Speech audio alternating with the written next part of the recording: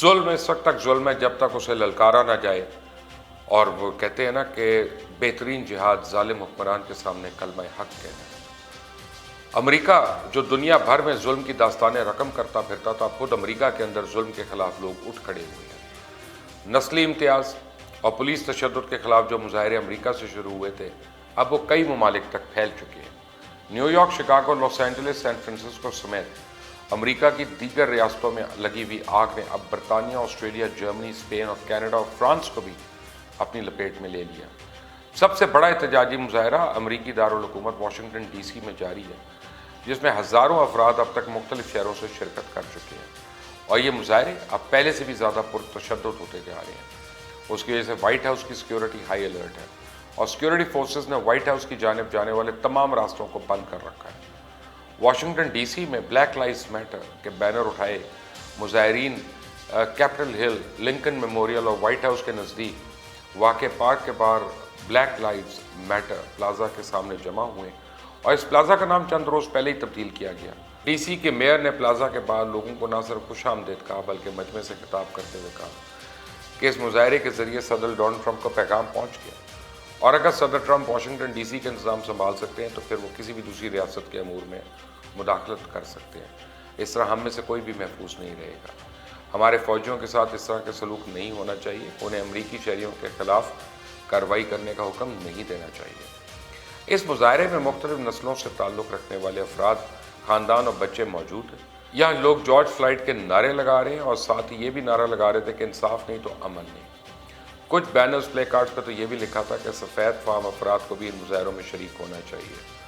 New York میں مظاہرین نے بروکلن برج پار کرتے ہوئے ریلی نکالی، جبکہ سین فرانسسکو میں گولڈن برج کو بند کر دیا گیا۔ شکاگو میں 30,000 کے قریب افراد نے یونین پارک میں ریلی نکالی، جبکہ لاس اینجلس میں بھی کچھ مقامات کو بند کیا گیا۔ امریکن اسٹیٹس اٹلانٹا اور فیلاڈیلفیا میں بھی مظاہرے ہوئے، اور ہمیں انصاف چاہیے، ہمیں محبت چاہیے کے نعرے لگائے گئے۔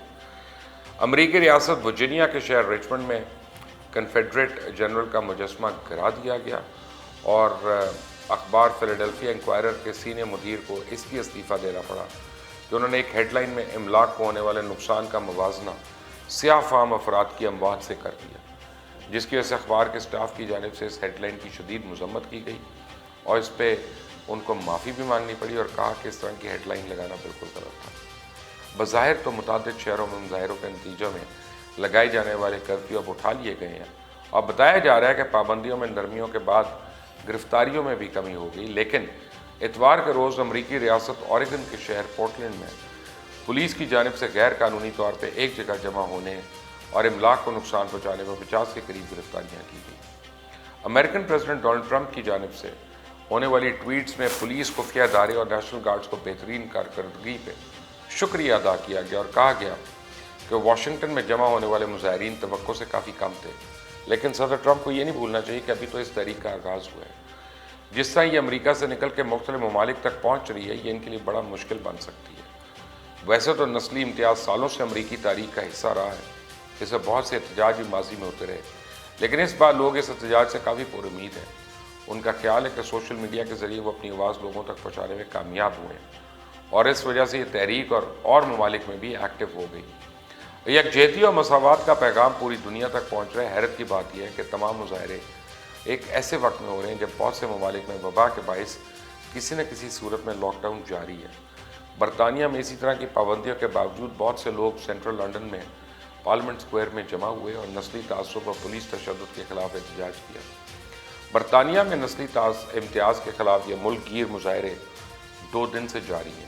دراصل اتوار کو جب مظاہرین جمع ہوئے اور برطانیہ کی میٹروپولیٹن پولیس نے ان کو روکنے کی کوشش کی تو دونوں کے درمیان لڑائی شدت اختیار کر گئی۔ اس میں کم از کم 27 پولیس اہلکار بھی زخمی ہوئے۔ ہزاروں مظاہرین نے لنڈن میں امریکن ایمبیسی کے باہر جمع ہو کے احتجاج کیا۔ اس کے بعد انہوں نے وائٹ ہال کی جانب ریلی نکالی، اور اس کے علاوہ مینچسٹر، ہیمپٹن، ناٹنگھم، گلاسگو اور ایڈنبرا میں بھی مظاہرے ہو رہے ہیں۔ برسٹل میں مظاہرین نے 17ویں صدی میں غلاموں کی خرید و فروخت کرنے والے ایڈورڈ کولسن کے پیتل کے بنے مجسمے کو رسیوں کے ذریعے گرایا، اور اس بعد مظاہرین نے اس کی گردن پہ گھٹنا رکھ کر، جسے جارج فلائیڈ کی گردن پہ رکھا گیا تھا، تصویریں کھنچوائیں، اور پھر اس مجسمے کو برسٹل کی گلیوں میں گھسیٹا گیا اور دریا میں پھینکا گیا۔ اس مجسمے کے اکھڑنے کے باعث खाली होने वाली जगह को बाद में स्टेज के तौर पर इस्तेमाल किया गया। कनाडा में भी नस्ल परस्ती के खिलाफ रैली निकाली गई, जिसमें कैनेडियन वज़ीर आज़म जस्टिन ट्रूडो ने भी शिरकत की और 3 बार घुटने टेक कर यकजहती का इजहार किया। ब्लैक लाइव्स मैटर तहरीक के तहत ऑस्ट्रेलिया में भी मुजाहरे हो रहे हैं और इंकशाफात सामने आए हैं कि बड़ी तादाद में मकामी ऑस्ट्रेलियन शहरी पुलिस हिरासत में मारे जा चुके हैं। दरअसल ये तहरीक सिर्फ पुलिस ऑफिसर के हाथों एक कत्ल की नहीं है, बल्कि सदियों से जारी नस्ली इम्तियाज़ और तासुब के खिलाफ है। खुद अगर अमरीकी इदारों के आदाद व शुमार की बात की जाए तो NAACP के मुताबिक सफ़ेद फार्म शहरियों की निस्बत 5 गुना ज़्यादा स्याह फार्म शहरियों को जेलों में डाला जाता है, जबकि 6 गुना ज़्यादा स्याह फार्म शहरियों को मनशियात के इल्ज़ाम में सज़ा भी दे दी जाती है। हालांकि दोनों में ही मनशियात का इस्तेमाल तकरीबन एक है। सफ़ेद फार्म माओं की निस्बत दुगना ज़्यादा स्याह फार्म माएँ हमल के दौरान हलाक हो जाती हैं और इसके अलावा स्कूल्स के निज़ाम, हाउसिंग और दीगर अवामी मामूलात में भी हुकूमत की जानिब से किए गए सलूक में अदम मसावत नज़र आती है। 2019 में प्यू रिसर्च सेंटर की जानिब से की जाने वाली तहकीक में यह बात सामने आई थी कि हर 10 महीने में 8 स्याह फार्म शहरी ये समझते हैं कि माजी में स्याह फार्मों को बतौर गुलाम इस्तेमाल करने की विरासत आज के स्याह फार्म अमरीकियों के दर्जे पर भी असरअंदाज होती है।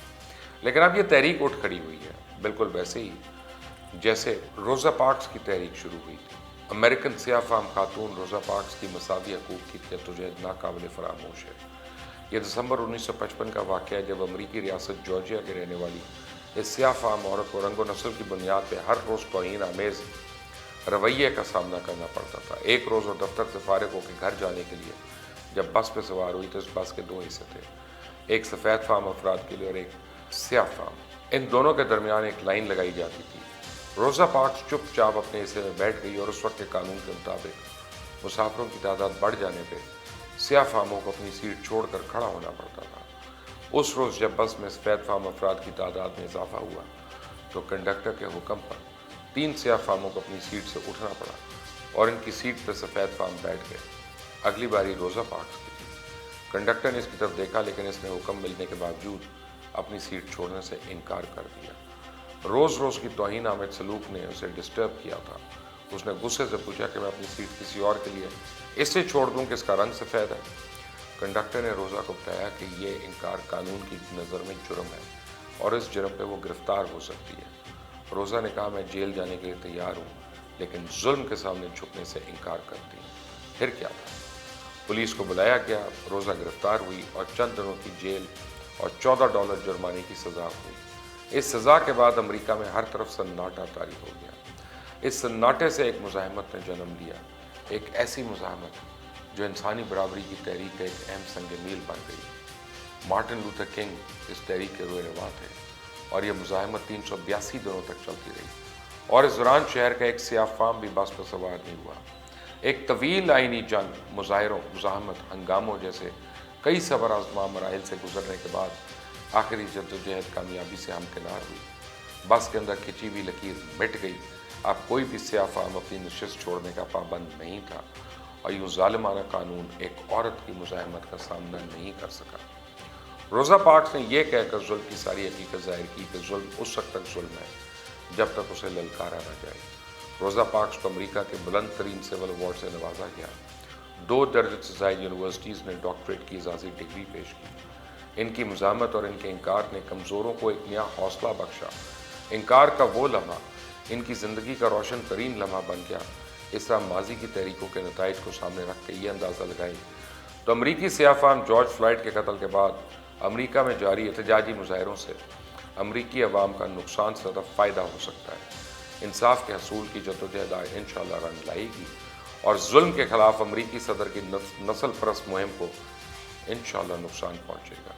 इस तब्दीली का आगाज़ अमरीकी शहर मिनियापोलिस से हो चुका है और इस शहर में कानून नाफिज करने वाले इदारों पर नस्ली इम्तियाज़ का इल्ज़ाम लगाया जाता है, जिस पर इंसानी हकूक़ के कारकुनान काफ़ी अरसे से एहतजाज कर रहे थे।